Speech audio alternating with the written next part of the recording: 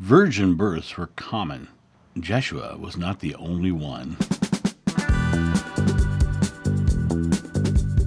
So one of the things that makes Yeshua supposedly divine and the Son of God and the God on earth is his miraculous birth, his being from the womb of a virgin. This story is an interesting story because of the fact that this is a common theme. The pagan mythologies are filled with them. In fact, when you dive in, Romulus and Remus, Roman gods, virgin births. Ra, Egyptian god, virgin birth. Horus, Egyptian god, virgin birth. Attis, the Roman god, virgin birth, and guess what? He also resurrected. Dionysus, Greek, virgin birth. Jason, Dionysus' brother. Plato is supposedly a virgin birth.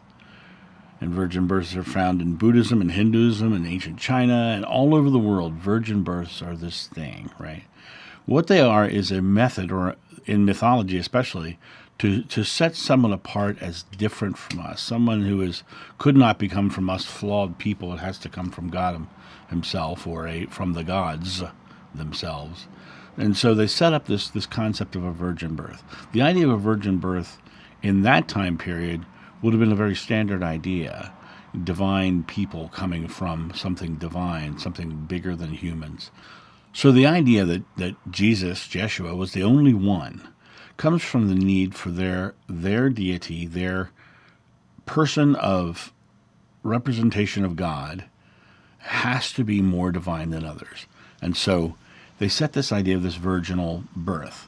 Now, what's interesting about that is if you look at the majority of the people I'm talking about here, they're either Roman, Egyptian, or Greek, right? Then I also mentioned that Buddhism, Hinduism, and ancient China had it as well.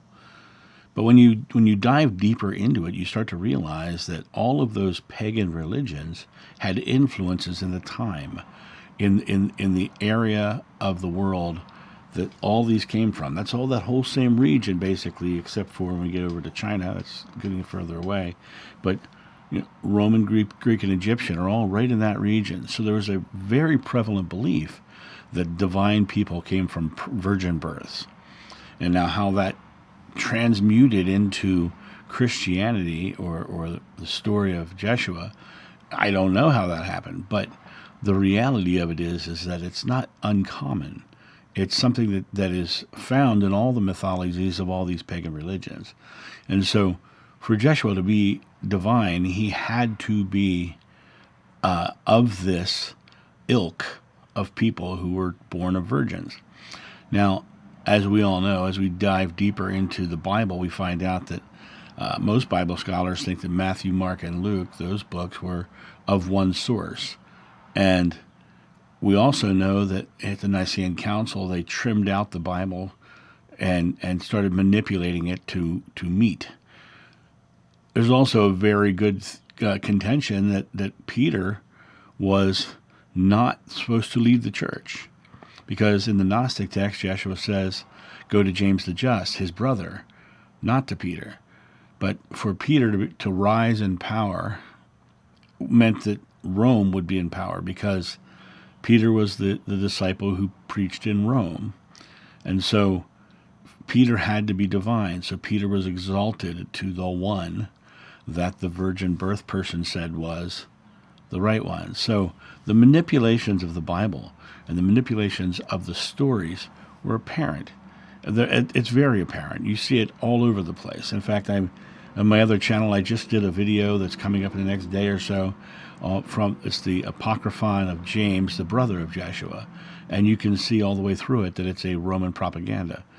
It's fascinating when you watch it.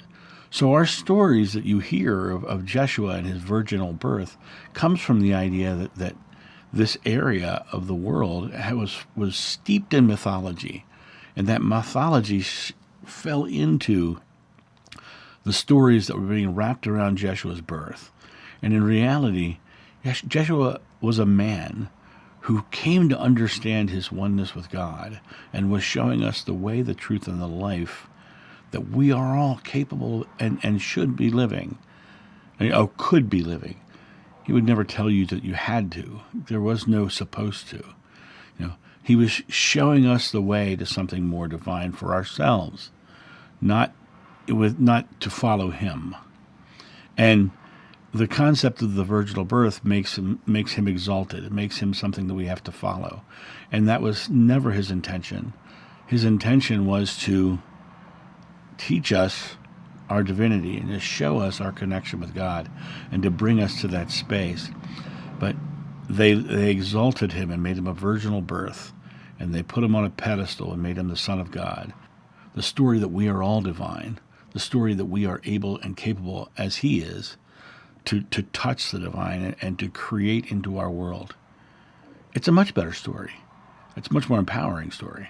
But you got to remember, all of those pagan religions that made him a virgin birth, all of them were seeking to hold power. And so whoever holds the power of the deity holds the power in the land. And that's how Yeshua became the Son of God and born of a virgin. You guys have a great day. And don't forget to like, subscribe, and share. And I will talk to you soon. See ya. Bye.